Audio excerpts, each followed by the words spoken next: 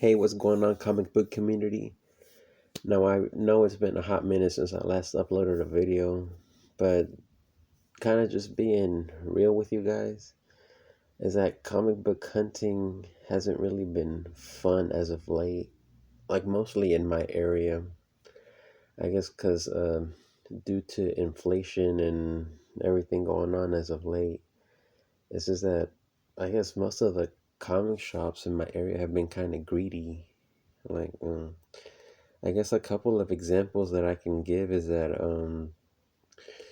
in my last video when I kind of called out this LCS, they kind of got wind of it and now they kind of updated their little sale advertisements that where they no longer uh, advertise that their back issue bins that are unmarked are not eligible for sale.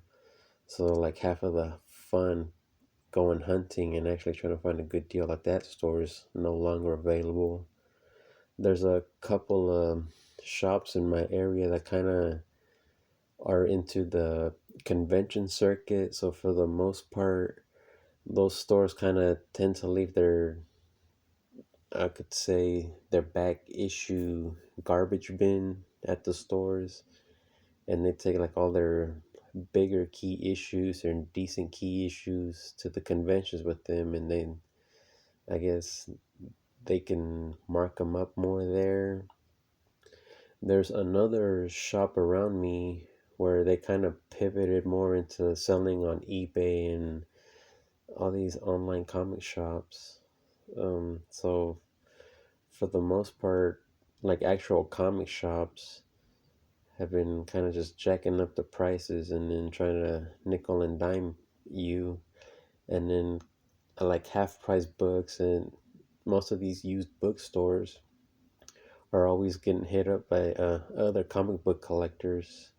Which I there was this one guy that I ran into a couple of weeks ago, and pretty much we kind of had like a little conversation where he said, yeah, he doesn't really even frequent them anymore because most of the time they don't really rotate their stock, and it's usually all the same stuff. So it's been kind of slim pickings in my area.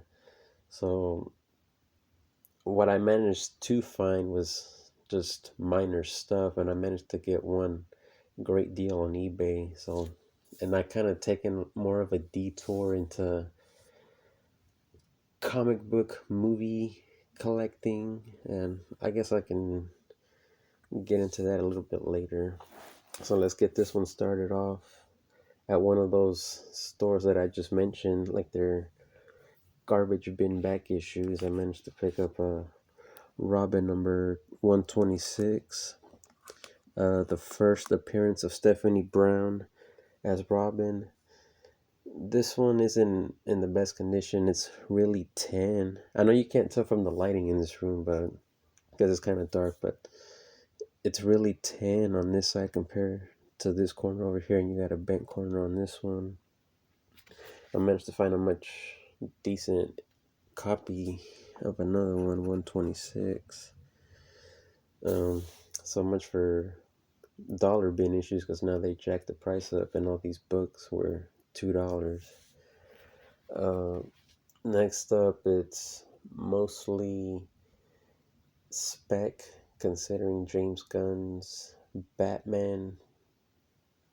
It's the Battle for the Cowl number one, which kind of starts off that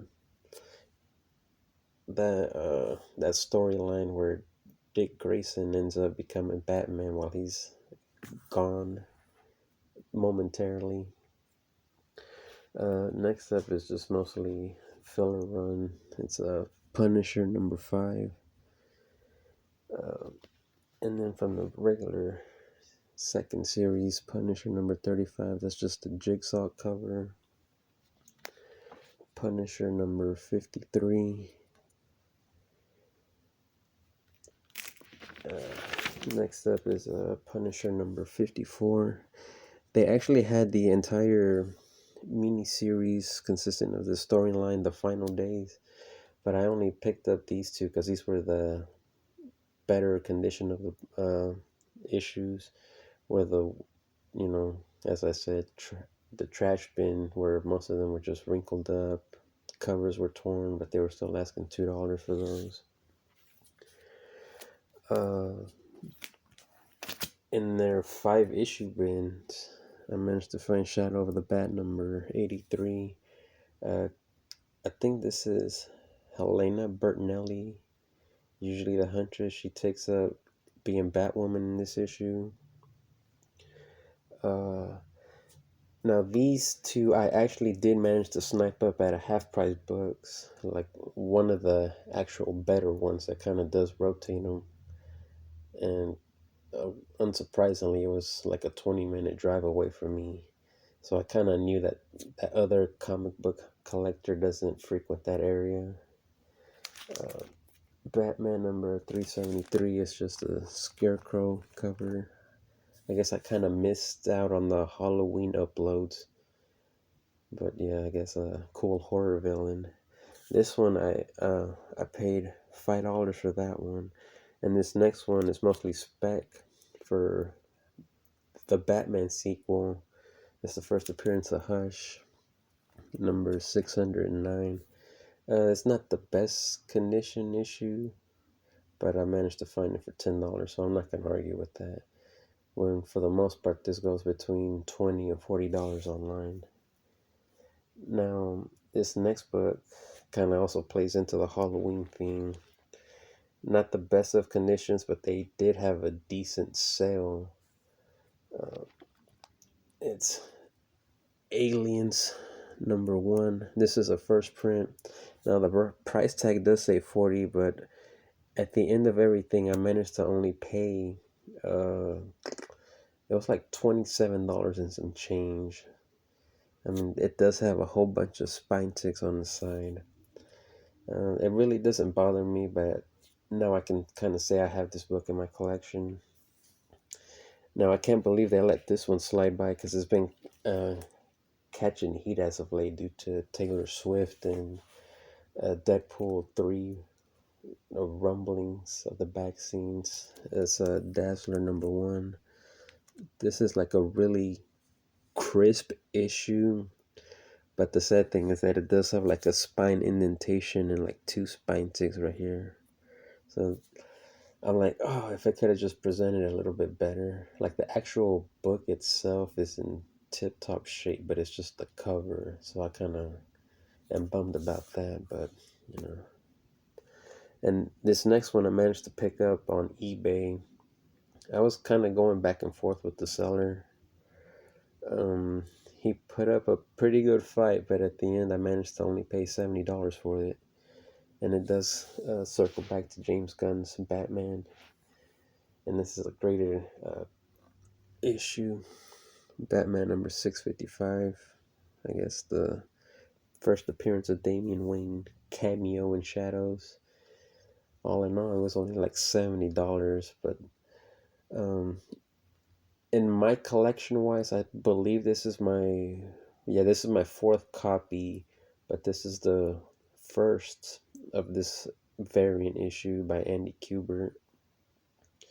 Now, like I was kind of saying, I've taken kind of a detour within comic collecting to go into comic book movies, comic book related movies, and as of late, like Mercenaut has been getting into VHS collecting.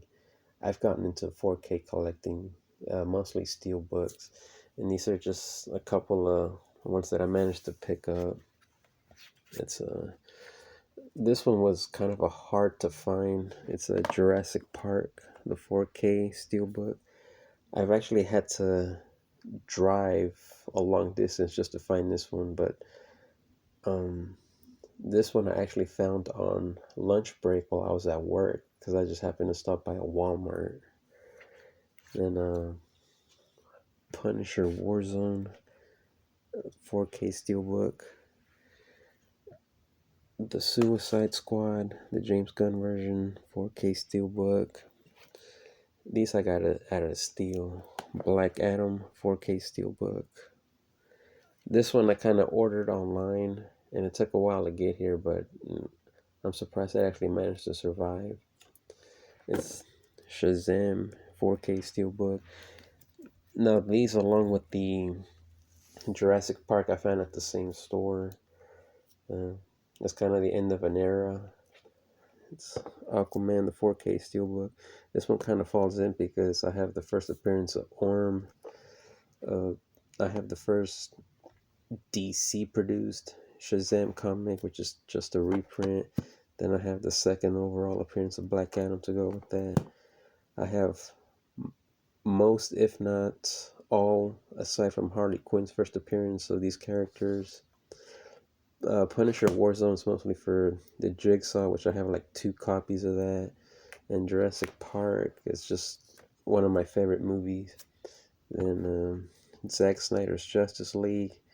Like, it is almost next to impossible to find the regular Joss Whedon version anywhere, considering that most stores carry the Zack Snyder version, but Warner Brothers considers the Joss Whedon version canon.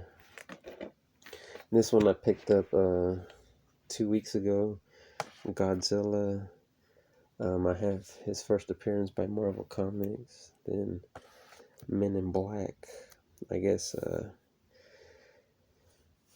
yeah, whatever has become of Will Smith's career. And this one's actually pretty difficult to find because it was basically out of print when it came out already. And they did a limited edition reprint of it, and I managed to catch it. And I have the first appearance of the Predator, but this one is Prey. So yeah, for the most part, it's just I've been going into a tangent comic book wise. But yeah, let me know what you guys think of that. Take it easy.